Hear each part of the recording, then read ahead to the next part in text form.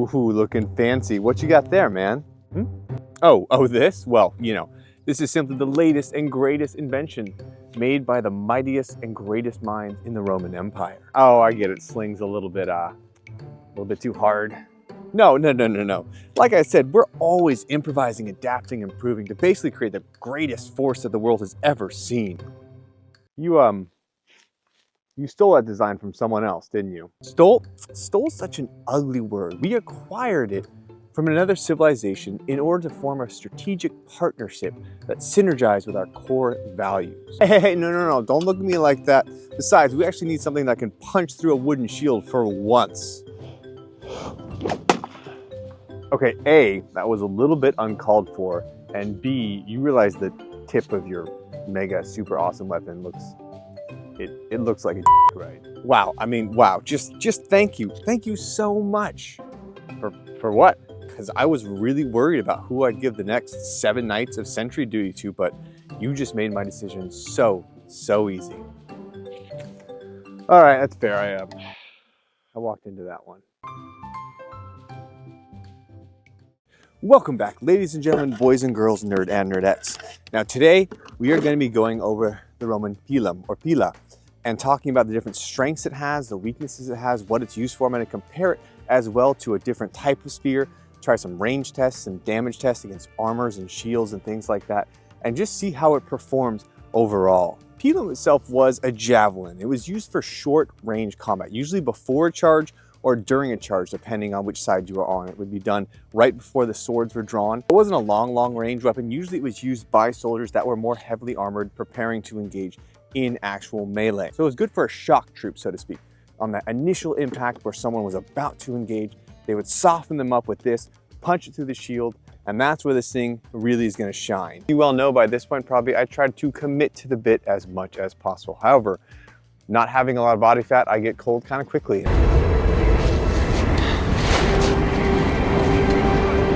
It's a little chilly today, so I'm gonna have some sweatpants on. So not totally period appropriate, but also it's very cold. What we have here is I have 2 different types of spears. This is a short throwing spear, thrusting spear with a long head on it. And then we have the Pilum here, or the Pila. And I'm gonna be testing these out as far as with range capacity. These were used for shorter range. It seems to be about 30 was max, but 15 yards or 20 yards was the more effective range.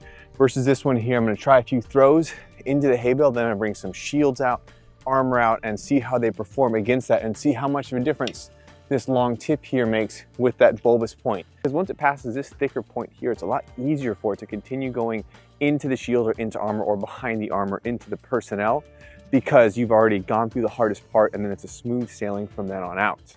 All right, so we're mapped out here. I'm gonna be throwing from about 15 yards, which is gonna be that spot right over there. So I'm gonna step back, get a throw with this, and then try the next.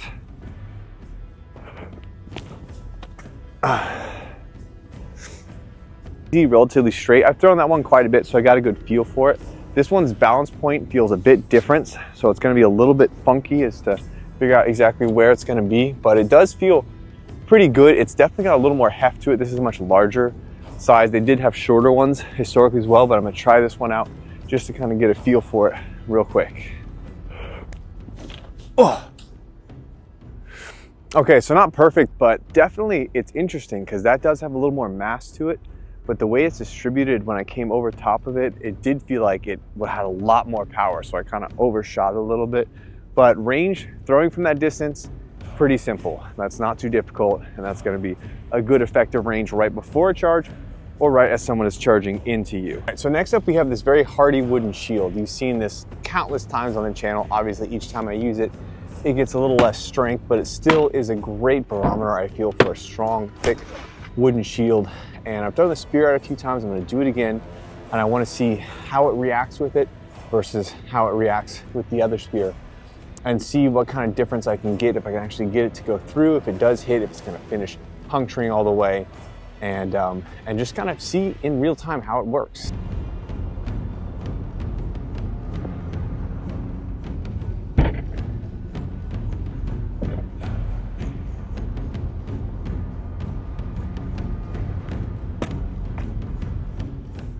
All right, so for this spear initial test, we got in just a little bit right in here. So I was able to puncture into the shield pretty well. I think it bounced a little bit, so I'm gonna try and stop it so it doesn't move around so much with that hit as if someone was holding it. But that's kind of in line with what I normally get. I don't get much deeper than that with the spear against the shield. So now we're gonna try the pilum or the pila. It's kind of said both ways. I don't know what's the right way. I'm not a history major, not a professor at the end of the day. I'm just a guy who likes to use weapons.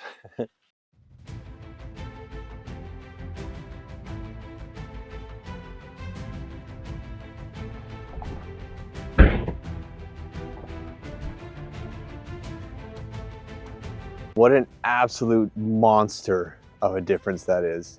He's dead, Jim.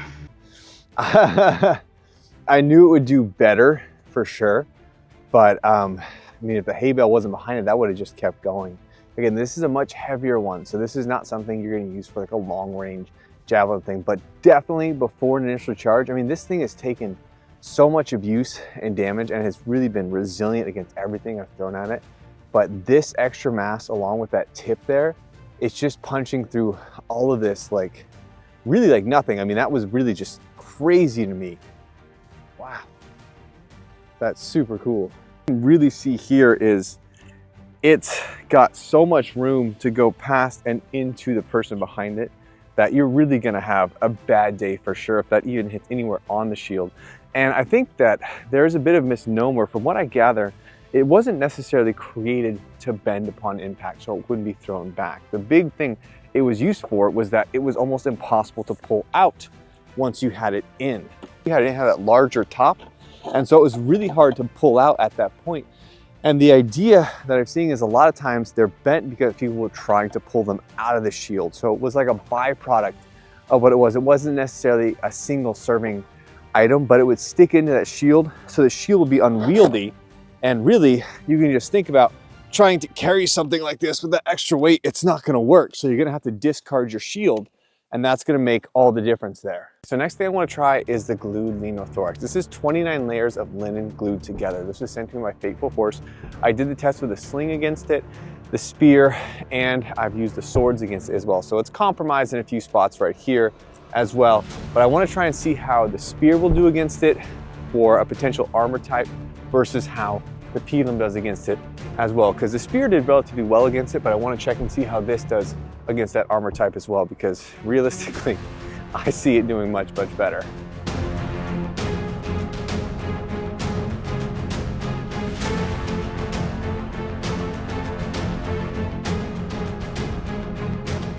Results were pretty much on par with last time. It busted through everything relatively well. He's dead. It went here, so that's about, oof, yeah, that's about 3 inches. There's no, wait, 6 inches. That's about 6 inches into it. And so that's a pretty good result. Now I want to see what happens with the other one.